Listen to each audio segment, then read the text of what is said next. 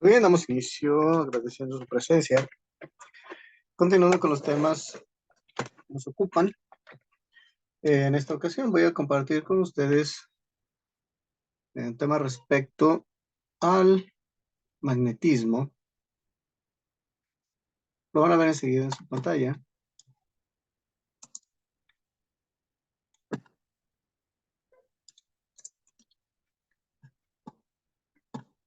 Y lo tienen aquí. Pues bien, eh, otras presentaciones anteriores ha sido un poquito más práctico. Esto es más teórico. Viene un tema posterior que va a tener también más calidad práctica y lo vamos a trabajar también. Por el momento vamos a hablar respecto al electromagnetismo, algo que conocemos, pero no, probablemente no lo identificamos. ¿Por qué no lo identificamos? Porque no son temas que regularmente manejemos, no son temas que regularmente este, uh, utilicemos, como por ejemplo los efectos del agua en la vida diaria del ser humano. Y eso esa es la razón por la que la mayoría de las veces, pues no, o sea, no tenemos conocimiento de las cosas. Sin embargo, vamos a imaginar el tiempo que ha transcurrido para llegar al punto en el que estamos ahorita. Eh, si nos fijamos, por ejemplo, eh, hablando respecto al electromagnetismo, dice que hasta 1820 los fenómenos eléctricos y los fenómenos magnéticos estaban considerados como independientes, eran una cosa diferente de la otra. Aunque ya había quienes en ese tiempo aseguraban lo contrario, bueno, sin embargo, eh, las, la ciencia justamente está para eso, para eh, demostrar las cosas de la vida diaria. O sea, hace 203 años aproximadamente que el hombre llegó a esta conclusión. Y me refiero a esta cantidad de años, 203 años, porque si la edad promedio de una persona actualmente es de 80 años, anteriormente era de aproximadamente unos 40 o 50, este, si nosotros sacamos un promedio aproximado, estamos hablando de que apenas tres personas, casi cuatro, han vivido su vida desde que se descubrió o desde que se llegó a esta conclusión. O sea, es un descubrimiento realmente muy corto, de poca edad, comparando con los años que ha vivido un ser humano en la Tierra, ya como persona inteligente, después de haber descubierto o inventado la rueda, después el vapor y otros fenómenos físicos y después otros químicos. Sin embargo, hasta este tiempo fue cuando ambas cosas estaban separadas en el concepto, en la ideología de las personas, como en otros grandes descubrimientos de la historia. Dice que una casualidad ayudó a Hans Christian Ørsted a descubrir que ambos estaban relacionados al observar que la orientación de la aguja de una brújula variaba al pasar corriente a través de un conductor próximo a ella. Para ellos, la brújula era la referencia fundamental en la orientación en cualquier lugar donde se encontraban. El hecho de poner una aguja en un corcho a flotar en el agua quieta, se daban cuenta la punta se dirigía hacia el norte. Entonces era su manera de comprenderlo, pero al ver que provocaban, vamos, pasar corriente a través de un conductor cerca de esa aguja, la aguja cambiaba de dirección, no obedecía al norte. Entonces, estos estudios concluyeron que la electricidad y el magnetismo eran manifestaciones de un mismo fenómeno. O sea, las fuerzas magnéticas vienen de las fuerzas originadas entre cargas eléctricas en movimiento. O sea, un imán es en realidad, digamos, una especie de pila estática. Este fue el origen de lo que hoy conocemos entonces como el electromagnetismo, porque también a partir del magnetismo, a partir de los imanes, podemos generar electricidad y viceversa. A partir de la electricidad, podemos generar imanes. Entonces, la base del funcionamiento de todos los motores eléctricos y generados eléctricos es este. Ah, este tipo es bueno, este fenómeno es un fenómeno físico en el cual vemos cómo ejerce una influencia sobre la fuerza de gravedad. Recordemos que la gravedad está trayendo los objetos hacia el centro de la Tierra a 9.8 metros por segundo al cuadrado. Sin embargo, un imán es capaz de desviar esa trayectoria, ¿sí? Y esto se cumple en todos los ámbitos, en todos los lugares, en la Tierra y en el espacio. Por eso muchas veces nosotros vemos pasar un cometa y 20, 30, 40 años después volvemos otra vez a ver lo que pasa. ¿Por qué? Bueno, porque pasa cerca del Sol, el Sol lo atrae hacia su centro, pero no lo suficiente como para tragarlo. Entonces solamente pasa y se desvía un poco. Cada vez pasa más cerca del Sol. A la siguiente vuelta, después de 30 o 40 años, que es lo que dura su órbita, en um, en algunos tipos de cometas, por ejemplo, eh, cada vez se están acercando más y más al Sol. Muchos de ellos caen y colisionan con el centro del Sol. ¿Ok?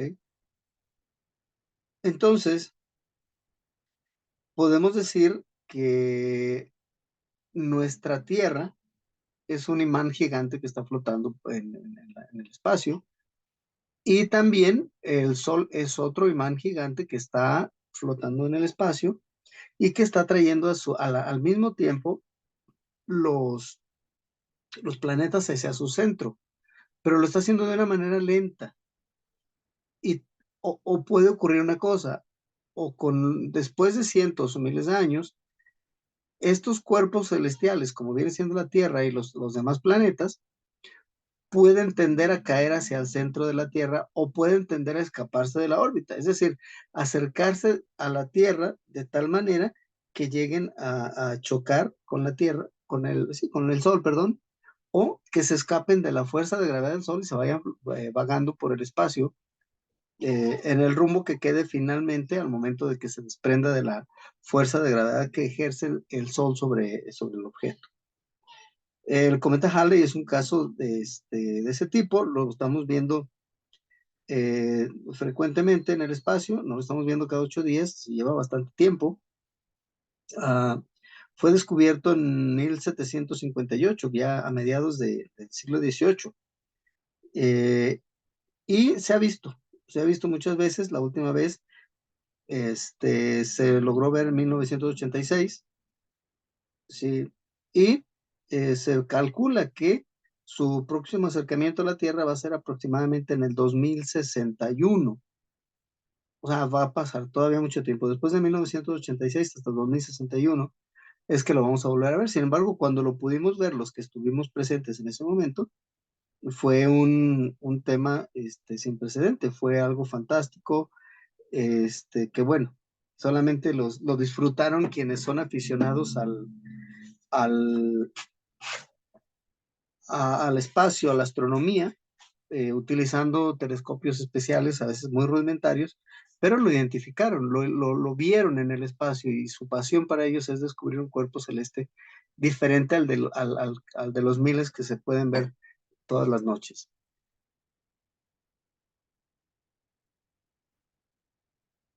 Entonces el magnetismo es un fenómeno físico, dice, por el que los objetos ejercen fuerza de atracción o repulsión sobre otros materiales. El único imán natural conocido es un mineral llamado magnetita, que de por sí ya sus electrones están orientados hacia un lado y uh, los protones hacia otro. Sin embargo, todos los materiales son influidos, todos en general, algunos más o algunos menos, por la presencia de un campo magnético.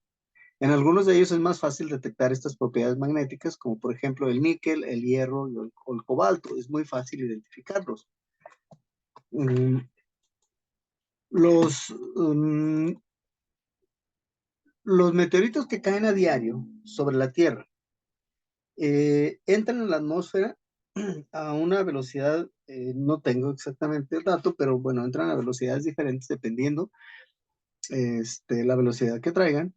Al rozar con la atmósfera, se van deshaciendo. Algunos caen en piedras como rocas del tamaño de una mano, otras del tamaño de un automóvil, y la mayoría caen en pequeños gránulos, pequeños rocas que podríamos darnos a la tarea de buscar si nos retiramos a las zonas no pobladas y llevarnos algún imán acercarlo a la Tierra, vamos a encontrar muchos objetos, pero cuando encontremos unas piedras con ciertas características que se pegan al imán, lo más seguro que se trata de un meteorito y es un hallazgo bastante interesante. El problema es que al momento de ubicarlo, de detectarlo, de encontrarlo, pues estamos influyendo en su campo magnético y lo estamos contaminando con magnetismo. Por lo tanto, ese meteorito que encontramos, tuvimos la oportunidad quizá de verlo nada más, pero ya no con las características con que llegó del espacio. El hecho de que se acerque incluso a la Tierra cambia mucho sus características magnéticas. Si llega a caer a la Tierra, puede durar ahí por cientos de años hasta que llegue alguien con un imán, lo toque, se pega en el imán porque viene con una concentración muy alta de carbono y, y de hierro, y entonces ahí es donde lo echamos a perder. Bueno, este efecto de atracción y repulsión tiene que ver con las líneas del campo magnético que surcan la Tierra, no, del polo norte al polo sur y viceversa. Por lo tanto, como les comentaba, bueno, la Tierra es un imán también gigante que está flotando alrededor del Sol. No podríamos decir que está flotando, bueno, está suspendido porque las cosas flotan sobre un gas o sobre un fluido. Sin embargo, la Tierra está girando alrededor del Sol y no está flotando en nada. Solamente el campo magnético que ejerce atracción sobre la Tierra, atrayéndolo hacia su centro. Es lo único. Eh, y, y el Sol también es otro imán gigante que también tiene campos magnéticos atrayendo los demás objetos. La Tierra está atrayendo a la Luna. Entonces, el Sol atrae a la Tierra atrae a la Luna, y es un juego de movimientos en el espacio, en donde la Tierra está constantemente girando y está dando vueltas alrededor del Sol, y al mismo tiempo se está tambaleando, es decir, está oscilando, está dando vueltas, pero como si fuera bailando por el espacio, como un trompo que está cayendo, que se le está acabando la fuerza y está a punto de caer, pero sigue bailando. Así pareciera que podemos ver la Tierra si la vemos que va girando alrededor de la Tierra. Otra característica de los imanes es que los polos no se pueden separar. Si un imán se rompe en dos partes, no se obtiene un polo norte y un polo sur, o una parte negativa y una parte positiva, sino que los electrones se reparten en las dos partes formando dos imanes, cada uno de ellos con un polo norte y un polo sur, o un lado positivo y un lado negativo. Entonces, es como un espejo. Al romper un espejo, no obtengo la mitad de mi cara, obtengo dos espejos con una cara cada uno. Y si lo sigo rompiendo tantas partes como pueda, voy a obtener tantos espejos como pueda. Lo mismo pasa con los imanes. Al romper uno, se forman dos. Al romper esos dos, se forman cuatro y así sucesivamente. Entonces, si podemos, vamos a colocar en una oportunidad un imán suspendido en un hilo y colocado en su centro de gravedad, o sea, que esté con los polos hacia los lados. Y vamos a observar que siempre queda orientado hacia una misma dirección. Uno de los polos se orienta hacia el norte y el otro hacia el sur. Pues los polos del imán, dice, se alinean según los polos magnéticos de la Tierra que actúan como imán sobre el imán natural. Entonces, una parte va a apuntar hacia el norte, la otra va a apuntar hacia el sur. ¿Ok? Así lo vamos a poder ubicar. Trabajar con un imán colgándolo de un hilo es bastante complicado, es un poco difícil porque es muy pesado. La fuerza centrífuga va a hacer que esté girando y de aquí a que se detenga y regrese y se quede orientado, pues es muy tardado. Sin embargo, podemos agarrar un corcho, atravesarlo con una aguja, soltar el corcho que esté lo más abajo que se pueda, soltar la aguja con el corcho en una charola con un imán, y ahí podemos ver lentamente cómo la aguja va a orientarse con su punta hacia el lado norte. ¿Ok? Entonces, un campo magnético o flujo magnético, intensidad de campo magnético, eh, estamos hablando básicamente de lo mismo. El campo magnético es la agitación que produce un imán, o sea, ese campo magnético, ¿desde dónde va a agarrar? Y si, bueno, ponemos nosotros un imán de bocina, lo podemos quitar, lo ponemos en la mesa, vamos arrimando una canica poco a poco, pero una canica de metal, de hierro, y vamos a ver en qué momento la canica empieza, al irla acercando, empieza a rodar. Si ponemos el imán en una superficie plana y vamos acercando la canica o el balín de metal poco a poco, de repente vamos a ver que empieza a rodar cada vez más rápido y de repente se pega fuerte en el imán. Ahí puedo yo ver hasta dónde ejerce de su fuerza magnética un imán de un determinado tamaño, pero tiene que ver también el tamaño de la forma, el tamaño de la figura, que es decir, esa piececita redonda de metal que voy a acercarle, tiene que ver qué tamaño tiene, cuánto pesa, porque aquí dentro de la atmósfera todo eso influye. Arriba, en el espacio, fuera de la atmósfera es totalmente diferente, todo. Sin embargo, el comportamiento del imán va a seguir siendo el mismo tanto fuera como abajo, con unas ligeras variaciones por la ubicación respecto al campo magnético de la Tierra. El campo magnético se representa con líneas de campo que parten por el de arriba, es decir, por decirle un lado, o sea, la parte de arriba, o dice por la parte exterior del imán del polo norte al polo sur, por su interior a la inversa, de polo sur al polo norte. Son líneas que no se cruzan, invisibles, no las vamos a ver, las podemos calcular, ¿sí? Por medio de limadura de hierro, podemos más o menos darnos cuenta de dónde a dónde corren los polos o las líneas magnéticas, y se separan unas de otras y del imán de manera tangencial, es decir, se van saliendo un poquito del metal a la dirección del campo en cada punto, para la parte de arriba y la parte de abajo. Este recorrido de las líneas es el circuito magnético. ¿Sí? Sale del norte y se mete en el sur, pero hace una comba, hace un arco, se retira de la parte norte como si fuera expulsada y es jalada por la parte sur, generando entonces un medio círculo aparente, es un óvalo, varios óvalos saliendo del centro de la Tierra y poniéndose en el sur. A estas líneas de fuerza se le llama flujo magnético. El Sol tiene un flujo magnético, la Tierra tiene un flujo magnético, la Luna tiene un flujo magnético, yo tengo un flujo magnético, ustedes tienen un flujo magnético, cada quien somos un imán de diferente tamaño, ¿sí? Su intensidad es inversamente proporcional, dice, al espacio entre las líneas.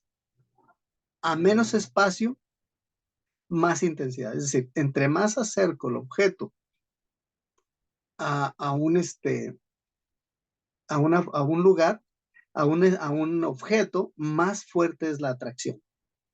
¿Ok? Más fuerte. Entonces, si yo lanzo una piedra hacia arriba de mi posición, o sea, si lanzo una piedra hacia el lado contrario del centro de la Tierra, la puedo lanzar a una velocidad que va a llegar el momento en que se termina y la piedra vuelve a caer. Pero si la lanzo más fuerte todavía, aparte de que la distancia va a provocar que la piedra tarde más en bajar, entre más arriba se encuentre, entre más lejos de mí esté, va a tardar cada vez menos en empezar a bajar. De tal manera que si logro lanzarla con tal fuerza que llegue hasta una altura determinada pierde la influencia de la Tierra y se queda suspendida en el espacio. Es decir, se escapa a la fuerza de gravedad de la Tierra, que tiene cierta distancia. Entonces, uh, todos los objetos, como les comentaba, tienden a atraer a otros hacia sí. Yo estoy sentado en este momento enfrente de una computadora. A un lado mío hay un teléfono celular. Ese teléfono celular, aparte de que dentro tiene varios campos magnéticos en sí, bueno, vamos a poner un frasco de jarabe para la tos, que no tiene nada que ver con piezas magnéticas. Ese pequeño jarabe de la tos también ejerce atracción de otros objetos hacia su centro, pero al ser más fuerte o más grande mi tamaño, yo ejerzo mayor fuerza sobre él, pero ninguno ejercemos sobre el otro una fuerza como tan grande como para mover ese objeto hacia mí. No tengo esa capacidad en mi poder. El objeto tampoco. Entonces, en un campo magnético uniforme, es decir, de las mismas características, de la misma fuerza en todo su espacio, la densidad de flujo de campo magnético que atraviesa una superficie plana y perpendicular a las líneas de fuerza valdrá B, así como lo vemos ahí, B igual a ρ entre S, donde la letra, entre perdón, ahí dice phi, donde la letra griega phi es el flujo magnético y su unidad es el Weber, W-B, Weber. En el caso de que la superficie atravesada por el flujo magnético no sea perpendicular a la dirección de este, tendremos que phi es igual a B, que, que es lo que estamos analizando, parte del flujo magnético sobre segundo, por el coseno de alfa, donde alfa es el ángulo que forma B con el vector perpendicular a la superficie, que es el electromagnetismo. Lo vamos a ver más adelante con dibujos para que nos quede un poco más claro.